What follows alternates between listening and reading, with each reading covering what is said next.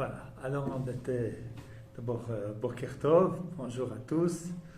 Alors ce matin, on va étudier sur la paracha une question de Emouna extrêmement importante. Y a-t-il un rapport de cause à effet, un rapport nécessaire entre la teshuva, le repentir, et la délivrance? Est-ce que le repentir est une condition de la délivrance? Alors si on lit le verset de notre paracha, on va fermer ça. Si on lit le verset de notre paracha, il semble bien que ça soit le cas. Parce que le verset nous dit lorsqu'ils t'arriveront tous ces événements-là, la bénédiction et la malédiction, et que finalement,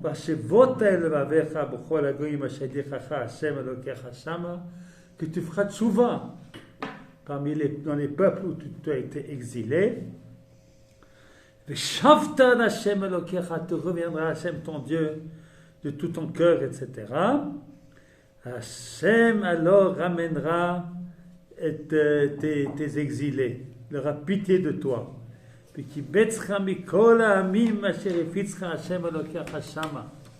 te rassemblera de toutes les nations d'où il t'a exilé. Non? Voilà ce qui va arriver. Et Hashem va t'amener au pays que tes ancêtres ont hérité et tu en prendras possession. Puis il te fera du bien encore mieux qu'à l'époque de tes pères. Alors, ces versets, qu'est-ce qu'ils nous disent? Y a-t-il un lien entre la tchouva et la geoula, entre le repentir et la délivrance? Que pensez-vous?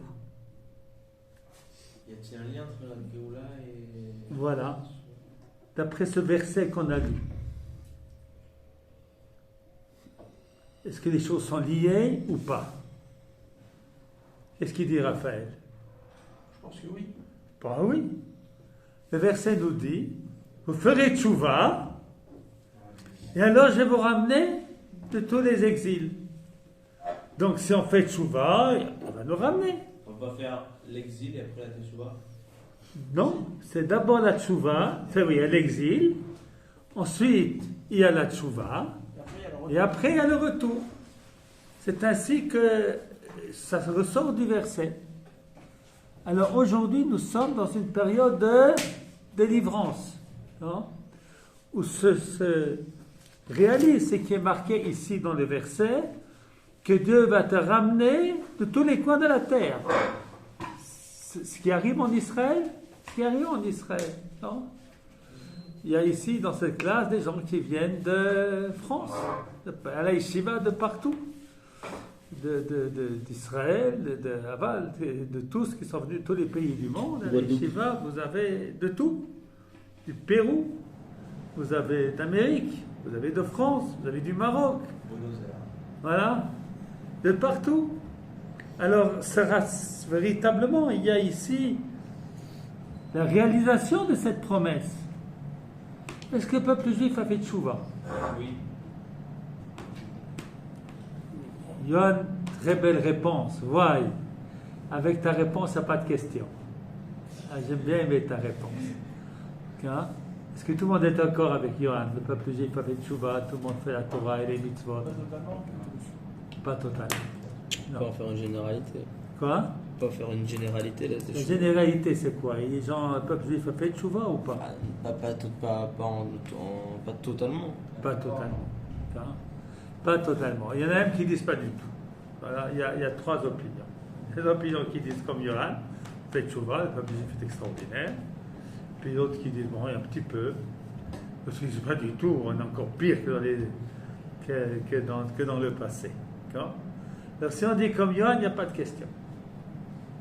Maintenant, si on dit comme l'autre opinion, qu'en fait, en Israël, la majeure partie des gens ne respectent pas Shabbat, ne respectent pas Kashrut, la majeure partie des Juifs sont... Voilà, bon, on ne va pas dire, moi je ne veux pas dire du mal des Juifs, je préfère dire comme Yohan. Non? Alors, il y a une question qui se pose. Comment peut-on comprendre que la délivrance, elle arrive, alors qu'on n'a pas fait de tchouva. Et a priori, c'est même un fondement de la Torah. Par exemple, dans Parshat Shema, tous les jours, on dit aux frères du mal, et si vous écoutez, ça sera bien, et si vous n'écoutez pas, je vous enverrai en exil. Hein? Alors ça, c'est la question qu'on se pose, mais encore une fois, avec Yohan, pas de question. Voilà. Alors, on va voir qu'il y a dans la Gemara, dans Sanhedrin, une discussion entre les rabbinim. Si le retour des peuples juifs dépend de la tchouva ou non. Amarav, Rav a dit, Kalou kol hakitzim. Il y a déjà 1000 ans qu'il a écrit cela, non, même plus. Rav, 1500 ans. Eh bien, dit Rav, Kalou kol hakitzim. Les temps annoncés pour la délivrance sont déjà passés. Et pourquoi on n'est pas délivré encore? Le retour ne dépend que du repentir et des bonnes actions. Ushmuel Amar, ma pitom, Dayol Evel Sheyamod Be'evlo. Dieu qui est en deuil de ses enfants qui sont quittés leur pays, eh bien, il veut bien un jour sortir de son deuil, et ça c'est suffisant pour qu'il y ait la délivrance. Donc pour Shmuel, pas besoin de tchouva. Et la Gemara continue que Tanaï. Vous savez la différence entre les Tanaïm et les Amoraïm. Tanaïm, c'est l'époque de la Mishnah, et Amoraïm, c'est l'époque de la Gemara. Rav et Shmuel sont des Amoraïm. Et la Gemara dit, tout ça, c'est pas seulement les Amoraïm qui sont disputés là-dessus. C'est déjà les Tanaïm, les gens de la Mishnah se sont disputés là-dessus. Et alors on nous rapporte une discussion entre deux grands maîtres qui s'appellent Rabbi Yoshua et Rabbi Eliezer. Rabbi Eliezer omer, im Israël osim tshuva nigalim. Si Israël se repente, ils sont sauvés. Ve'im lav, sinon, en nigalim. Omar le Rabbi Yoshua, im en osim tshuva en nigalim. S'ils ne font pas de tshuva, ils ne seront pas sauvés. Ma pitom. Dieu va leur envoyer un roi méchant comme Aman et ils vont faire tshuva. Et sinon, là, la discussion continue. Chacun apporte des versets. L'un pour dire que la délivrance peut arriver seulement s'il y a tshuva, et puis l'autre, que la délivrance va arriver même sans tshuva, toute seule. Et à la fin, Omar le Rabbi Yoshua, les 3 dernières lignes, alors, on met bien un verset. Et après ce verset, eh bien, Shatag Rabbi Eliezer s'est tu. C'est-à-dire qu'il a reconnu que Rabbi Yoshua a raison et que la délivrance peut arriver même sans tchouva. D'accord? Alors, nous voyons dans la Gemara qu'il y a une possibilité que la Gemara, que la Torah, que la délivrance arrive sans tchouva. Et puis si vous tournez la page, vous avez une autre Gemara qui rapporte un verset qui nous dit Akatoni elehele vatsair le goyatsum, à propos de la délivrance qui va arriver. Celui qui sera petit va se multiplier par 1000 et le jeune va venir un peuple très puissant. Ani Hashem be'ita achishena. Moi je suis Dieu, be'ita en son temps. Achishena, je vais le dépêcher. La Gemara dit, enfin, ou c'est en son temps, ou je vais activer. La Gemara dit, mais non. S'ils font tchouva, ça vient vite, la Géoula. Et sinon, ça vient en son temps. Et ça prend son temps. D'accord? Ça prend son temps. Donc encore une Gemara. C'est qui dit ça là? Qui c'est qui dit? C'est Rabbi Alexandra. Rabbi Yoshua ben Levi avait posé la question sur le verset et il a répondu comme ça. C'est où juste? Ah, c'est ici. Ah, c'est derrière? Oui, c'est derrière. Voilà. Mais Rav, une petite question, de toute façon, c'est impossible quand on parle de Teshuvah c'est impossible que tous les d'Israël ils fassent teshuva. C'est pratiquement impossible que tous les Juifs dans ce monde ils arrivent à faire teshuva. Oui. C'est Alors, pas possible. pose la question. Comment tu t'appelles? Abraham. Abraham. Amram ou Abraham. Abraham. A-B-R-H. Ah, Abraham. Alors, Abraham, il pose la question, il dit c'est impossible que tout le monde fasse tchouva. Alors, en fait, ce que tu dis est très important. D'accord? Et ça va dans le sens de Johan, qui dit mais attention, il y en a beaucoup qui ont fait tchouva, peut-être que ça suffit. Peut-être qu'il n'y a pas besoin de tous.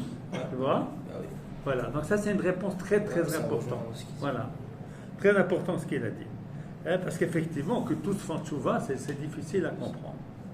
Et maintenant, je vais poser, en acceptant ce qui est marqué dans la Gemara, que même sans tchouva du tout. D'accord? Moi je suis d'accord avec Johan, les Juifs ils font tchouva, ils sont extraordinaires, ils sont les meilleurs. Mais maintenant on veut comprendre la Gemara. La Gemara, elle admet qu'il peut y avoir délivrance sans tchouva. Quel sens a cela? Ça n'a pas de sens. Quand tu as choisi le peuple juif pour qu'il fasse la Torah. Si on ne fait pas la Torah, à quoi ça sert la délivrance? Non?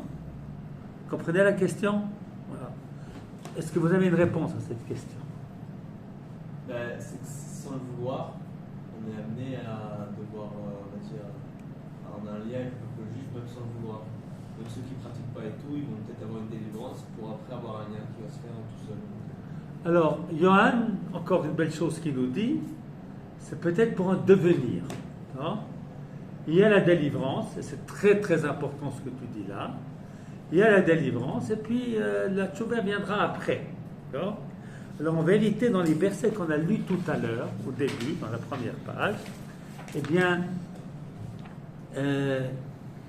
il y a, après qu'on retourne, c'est marqué Umal Hashem Elohecha et levavcha et levav zarecha l'avait Hashem Elokecha b'chol vavcha b'chol nafshecha leman chayecha. Le verset nous dit Dieu circule ton cœur. Une fois qu'on est déjà de retour, et ça on a fait tchouva, pas besoin de circoncire notre cœur. Là, ça va dans le sens de Johan. Peut-être c'était pas une tchouva 100%, mais une fois qu'on va être en Eretz Israël, eh bien, on va en faire une vraie, un peu de patience. Alors, extrêmement important, je crois que Johan, eh bien, aussi tous, n'hésitez pas à intervenir. Vous avez de grandes et bonnes idées. Non? Alors, maintenant, je vais vous expliquer encore quelque chose. Je pense que ce que tu viens de dire est très important. C'est très important parce que c'est l'idée qu'il y a un devenir. C'est-à-dire, il y a un but. Et ce but, eh bien, si on n'a pas réussi à le faire avant le retour, on va le faire après le retour. C'est très après le retour en Israël. Maintenant, je vais vous expliquer encore quelque chose d'autre qui est extrêmement important à mon sens. D'accord? Mais voilà, je vais vous expliquer de quoi il s'agit. Voilà. Eh bien,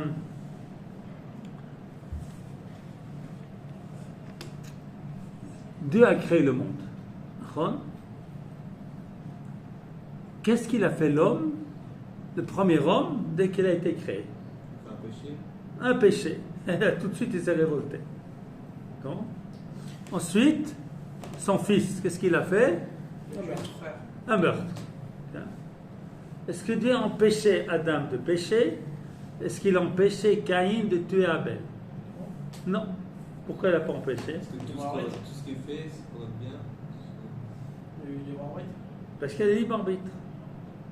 Le but du monde, c'est pas comme jouer avec un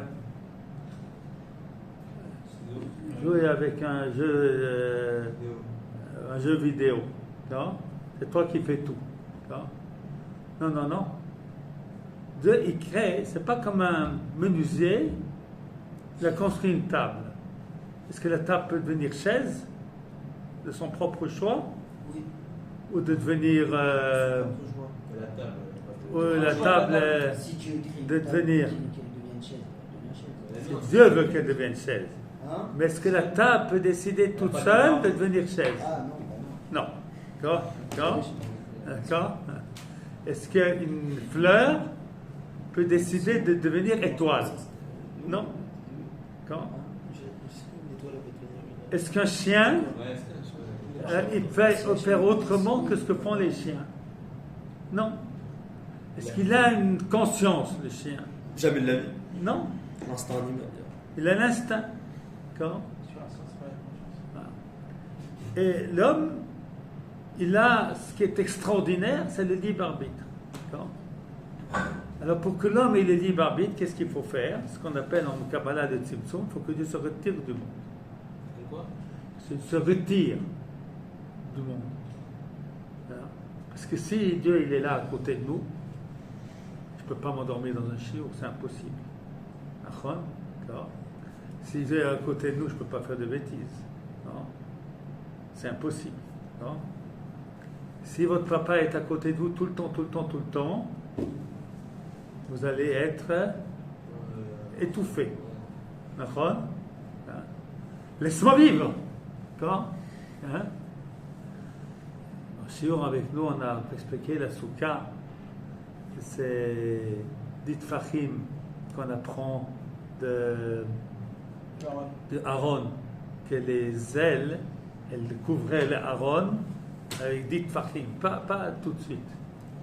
On a dit que Aaron, c'est l'homme qui doit faire les mitzvot. Et puis les ailes, c'est la shrina.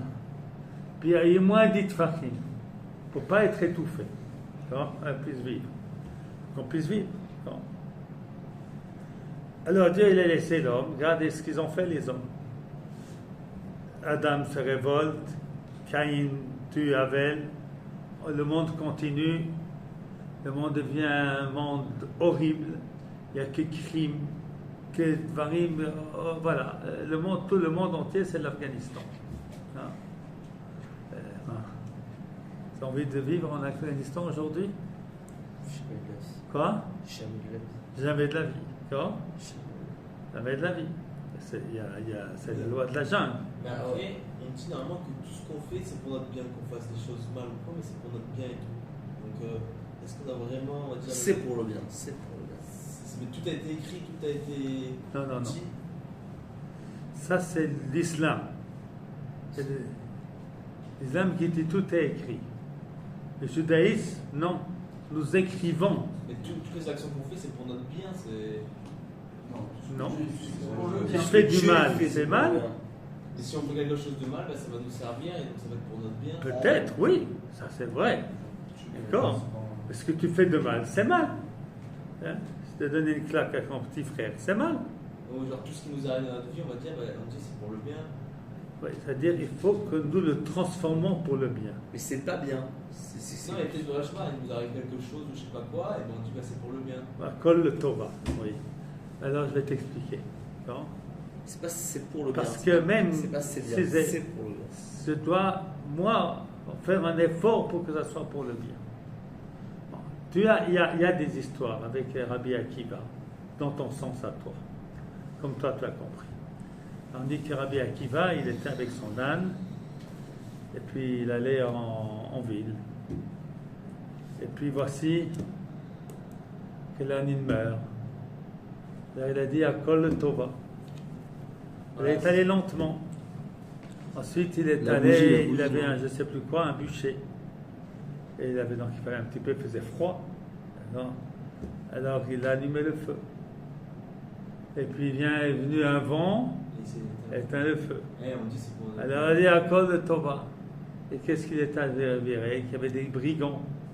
Alors comme il n'avait plus d'âne, il n'est pas entré dans la ville, il s'est fait pas tuer. Et puis comme le vent a éteint le feu, on ne l'a pas attrapé. Alors à cause de Torah. Maintenant, ça ne veut absolument pas dire que tout ce que les hommes font, c'est bien. Non? Il m'arrive quelque chose qui, je pense, être mal, mais qui est imprévu, qui est quelque chose d'un petit peu de miraculeux. Hein? Il ne doit pas arriver, l'âne ne doit pas mourir, et puis le feu ne doit pas s'éteindre. D'accord? Ah, ça m'a fait quelque chose. C'est vraisemblablement pour le bien. D'accord? Et même si ça me fait mal, quelquefois c'est pour que je fasse souvent, c'est pour que je me rapproche. Non? Maintenant, une action c'est qu'on fait. important de savoir, très important, que je ne fais pas les choses parce que Dieu a décidé que je les fasse. Ça, c'est l'islam. Hein? Ça, c'est les musulmans. Hein? L'homme n'est plus responsable. On est responsable de ce que l'on fait. Hein? Alors, on revient. Voilà. Donc, Dieu a laissé un monde libre. Et le monde va arriver à sa destruction avec le Maboul. On dit comment Maboul en français? Le déluge. Non? Ouais. C'est très compliqué, créer le monde. Si tu ne t'occupes pas, les gens font le mal. Si tu t'occupes, ils sont plus libres. La création n'a plus de sens. Les hommes ne sont plus des hommes, ce sont des chiens dressés, des robots. Hein? Ah, c'est très compliqué. Vous avez dit si on s'en occupe. Si Dieu ne s'occupe pas du monde, c'est la jungle. S'il s'occupe du monde, les hommes sont des robots. D'accord? Alors, qu'est-ce qu'il a fait le bon Dieu? Il s'occupe, mais derrière le rideau. Il intervient quand il décide. Il ne décide pas tout le temps. Mais il a fait deux choses pour que l'homme sache qu'il n'est pas dans un monde sans surveillance. La première nous a donné la Torah. Alors, on a quand même un monde de valeurs grâce à la Torah. On sait, grâce à la Torah, que l'homme est créé à l'image de Dieu. On sait que l'homme est responsable de ses actes. On sait qu'il y a des choses qui sont mal. On sait qu'il y a des choses qui sont bien. Très important. Donc, il y a des choses extrêmement importantes qu'il y a grâce au fait que Dieu a donné la Torah. Mais il a fait encore autre chose. Peut-être qu'il a dit la Torah, mais il ne s'occupe pas. Vous savez, comme Voltaire qui dit Dieu, c'est comme un horloger. Il a créé l'horloge, et puis ensuite l'horloge, elle marche toute seule. Non, c'est entretien. Il y a un entretien. Alors, nous, on n'est pas comme Voltaire. Alors, quel est cet entretien majeur? C'est le peuple juif. Dieu a dit à Abraham, ta descendance sera Eretz Israël. Est-ce que c'était logique à son époque? C'était pas logique, il était un vieillard. Et puis Eretz Israël était habité par des gens très méchants, très puissants, très vulgaires, très, très horribles. Bon. Alors dire à un vieillard, tu vas avoir des enfants, ils vont prendre cette terre-là, ça c'est une chose absolument impossible. Est-ce que ça s'est passé? Ça s'est passé. Ça a pris du temps. Ça a pris du temps avec Yitzhak qui... Abraham un petit peu s'est bien installé, Yitzhak encore un peu, puis ensuite Jacob a dû quitter. Jacob était en Égypte, 400 ans, les descendants, ensuite ils reviennent. Non? Ensuite il y a eu pas mal de machins, on est venu, on est reparti, revenu, parti, pendant 2000 ans on est parti. Et finalement on revient. Comme Dieu a promis à Abraham, Yitzhak et Jacob. Eh bien ça c'est la preuve que Dieu existe. Hein? Donc le retour du peuple juif en Eretz Israël est la preuve que Dieu existe. Que tu fasses la Torah ou pas, ça ne change rien. Non? Donc il y a une valeur en soi. Alors on va regarder des versets dans Parashat Ekev qui nous disent déjà dans la Parashat de Ekev que la délivrance, eh bien, elle n'est pas dépendante de la tchouva. Parce que Dieu dit, lorsque tu vas te poser la question, lorsque tu vas conquérir Eretz Israël, Dieu dit ça aux Juifs qui sont sortis d'Égypte, ne dis pas, vous savez pourquoi je reçois Israël? Pour deux raisons. Les goyim sont méchants, donc ils méritent d'être chassés, et nous on est des justes, on est des biens, alors on mérite de recevoir. Il dit non. C'est vrai que les chassent parce qu'ils sont méchants, d'accord? Mais toi, tu ne viens pas parce que tu es tzaddik. La preuve, c'est que tu n'es pas tzaddik du tout. C'est que je suis sorti d'Égypte. Il raconte ici toutes les fautes que les enfants d'Israël ont fait. Même le veau d'or. Chose horrible. Juste après avoir reçu la Torah. Non? Ah, pourquoi je vous amène? Bien, pour respecter la promesse que j'ai faite à Abraham, Yitzhak et Jacob. Donc cette promesse Abraham, Isaac et Yaakov, c'est l'intervention de Dieu dans le monde. Le peuple juif qui revient sur sa terre, c'est cette promesse-là. Et regardez les versets du prophète Yecheskel. C'est la deuxième page tout en bas. Okay? Vayidvar Hashem les morts.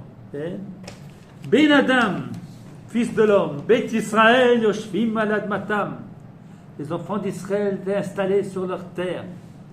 Vayitamu Ota Bedarkam Valilotam. Eh bien, ils ont rendu impure la terre par leurs actions terribles. Vayishpor Chamati Alehem Maladam Majashafu ala Aretz.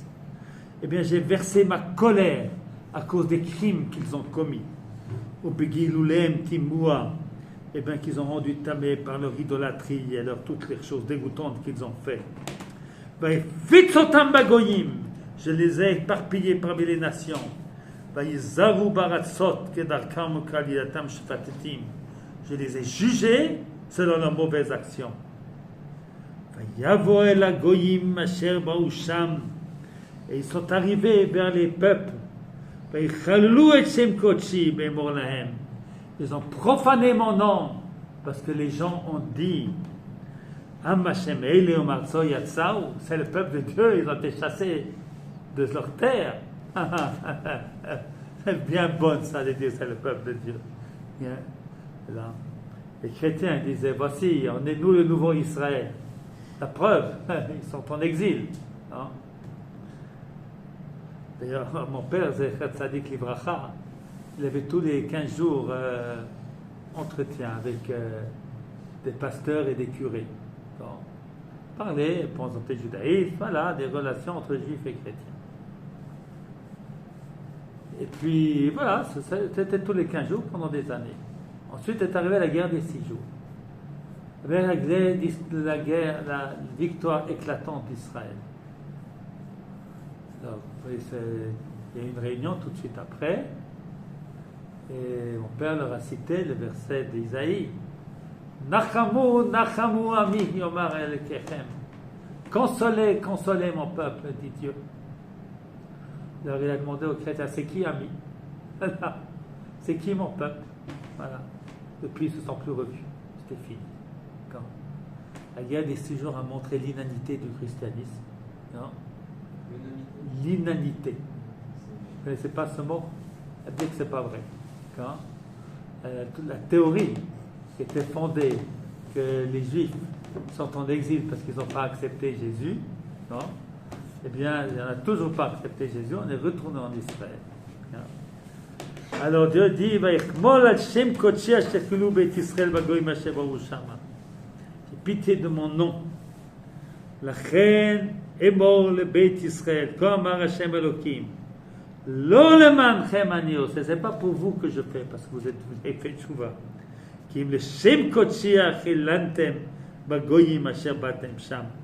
Mais pour mon saint nom que vous avez profané dans les peuples pour lesquels vous êtes arrivés.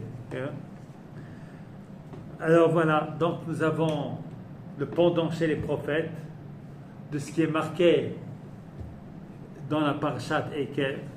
Nous avons aussi un Ramban qui nous dit à propos d'Azinu, il n'y a pas de condition de tchouva et d'avoda. Parce que le fait même que les Juifs retournent sur leur terre, c'est la sanctification du nom de Dieu, c'est la preuve que Dieu n'est pas un horloger, mais qui s'occupe de son monde. Alors lorsqu'il laisse faire, c'est parce qu'il a décidé de laisser faire. C'est pas parce qu'il ne peut pas s'occuper. C'est à cause du pari qu'il veut que les hommes soient libres. Mais il s'en occupe. Il s'en occupe derrière le rideau, tire les ficelles, selon les nécessités. En gros, être en exil en France ou partout dans le monde, c'est la punition du veau d'or après le retour de la Torah. L'exil, c'est pas d'après le veau d'or, mais c'est toutes les fautes des enfants d'Israël qu'on a fait. Alors, j'aimerais aussi dire, très important, on voit aussi ici dans ce verset, les fautes majeures pour lesquelles on est allé en exil, c'est pas Shabbat et Kashrut. c'est l'idolâtrie et puis c'est les relations entre les êtres humains. Mais quoi? Les relations mauvaises entre les êtres humains, le vol, la shonara, les meurtres, etc. etc. La tromperie. Alors, grâce à cela, si on comprend que c'est comme ça, alors il est possible qu'on ait mieux qu'avant, je ne sais pas. Hein. Je ne sais pas comment c'était avant. Mais donc on va dire plusieurs choses. On a posé la question au début du shiur, comment ça se fait qu'on retourne alors qu'on n'a pas fait de tchouva. Alors, première réponse, c'est marqué dans la Torah, dans les prophètes, dans les commentateurs, On est venu ici que- pour faire des choses. que la goula peut arriver sans qu'on ait fait de tchouva. Non? Sans qu'on ait fait de tchouva. Maintenant, je suis d'accord avec Johan, c'est pour qu'on fasse tchouva. Et peut-être on peut rajouter aussi qu'il n'est pas si évident qu'on n'a pas fait de tchouva. Et je vais expliquer deux grands mérites de notre génération. Le premier grand mérite, c'est tous ceux qui font la Torah après 4000 ans qu'elle a été donnée. Non? Malgré des exils et des souffrances terribles. C'est une fidélité extraordinaire. C'est une fidélité extraordinaire. D'accord? C'est vrai. Hein. Quoi? C'est vrai, on peut voir les bons côtés aussi. Oui. Puis voilà. Alors, vous avez quand même beaucoup de juifs, en Haridim, en Israël, des gens religieux, qui font la Torah et les mitzvot, donc qui montrent que le peuple juif, malgré toutes les difficultés, Toujours là. le temps, une fidélité extraordinaire à Dieu. D'accord? Donc, il ne faut pas dire que tout est mauvais. Ça, c'est numéro 1. Numéro 2, il y a d'autres mérites. Il y a le mérite de ceux qui sont revenus en Israël il y a 100 ans. Et même s'ils avaient abandonné la religion pour une raison ou une autre, eh bien, ils se sont sacrifiés pour faire refleurir cette terre de manière extraordinaire. Et vous prenez notre jeunesse aujourd'hui, qui va à l'armée, qui se met en danger pour sauver le peuple d'Israël. Toutes les organisations de tzedaka qui existent, toutes les organisations d'aide, c'est extraordinaire. C'est fantastique. C'est ça. Alors il y a beaucoup de bien. Et puis aussi un essai quand même de faire justice, de protéger le pauvre, de protéger l'orphelin, de protéger la veuve. Il y a donc pour beaucoup de plans. Eh bien moi je ne sais pas comment c'était exactement il y a 2000 ans, lorsqu'on a eu l'exil. Mais la Gemara dit bien que c'était à cause de la haine gratuite. Alors nous il faut qu'on continue d'être des gens avec beaucoup d'amour, les uns pour les autres, et puis de faire du bien, et puis de faire Shabbat, et de faire toutes les mitzvot. Et Bezrat Hashem, on n'est pas si mauvais que ce qu'on en pense. Et puis, comme on a dit tout à l'heure, eh bien, cette délivrance, elle va finalement déboucher sur notre retour vers Hashem. Et j'écoute ta question. Non, moi je veux juste dire que, pour rajouter à ce que vous avez dit, qu'en fait, moi je trouve que c'est mon avis après, mais je trouve que c'est beaucoup plus dur d'être dans la Torah Mitzvot, dans la religion, dans le judaïsme de nos jours, dans notre époque, que par exemple 4000 ans en arrière. Ouais. Je trouve qu'il y a beaucoup. Déjà, eux, ils avaient. Nous, il y a plein de choses qui ont changé. Eux, ils avaient des miracles devant eux. On n'a pas tout ça, des miracles devant eux. Je trouve que Oui. Alors c'est vrai. c'est On beaucoup a, plus dur. Ça je suis rajoute tout un à fait mérite. d'accord avec toi qu'il y a un mérite extraordinaire aujourd'hui de faire les mitzvot, alors qu'on n'a pas les miracles évidents qu'il y avait il y a 4000 ans, et ils ont quand même révolté contre Hachem. On dit pas aussi que quand il y aura le Mashiach, il y a tout le monde qui va venir en Israël. Mais bien sûr, mais tu vois Donc, que il va être, les promesses messianiques se réalisent avant même la venue de Monsieur Messie. Alors, parce que le Mais Monsieur il est Messie sauté n'est aussi. encore pas arrivé, mais la délivrance, eh bien, elle est là. Hein. Elle est là. Vous savez, la vie du peuple juif en Israël est aujourd'hui une des plus glorieuses et des plus belles de l'histoire du peuple juif. Les périodes des juges, les périodes des rois, les périodes du deuxième temple, c'était pas vraiment extraordinaire. Regardez d'ailleurs, le Ramban le dit, lorsqu'il y a à propos du verset d'Azin, ou tout en haut, c'est certain que ces versets parlent de la délivrance qui n'est encore pas arrivée. car à la construction du deuxième temple, les peuples ne nous ont pas honorés. On rigolait sur les juifs. Qu'est-ce qu'ils font ces pauvres juifs? Et les plus grands, ils étaient au service du roi de Babylonie. Le deuxième temple n'était pas une indépendance juive. Et le premier temple, des guerres sans cesse, aussi les schismes terribles entre les juifs. D'accord?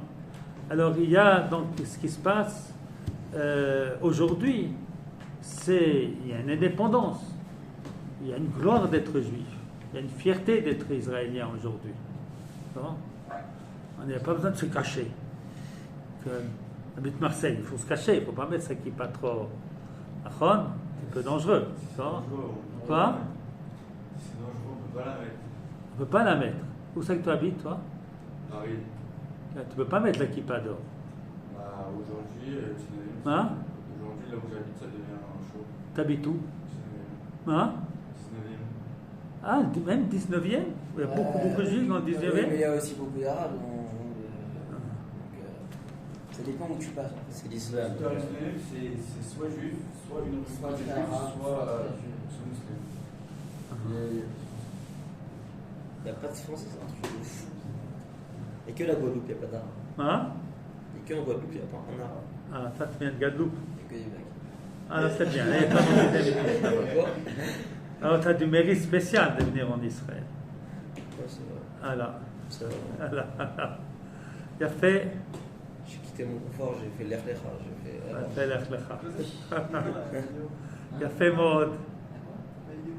Que des bonnes choses. Voilà.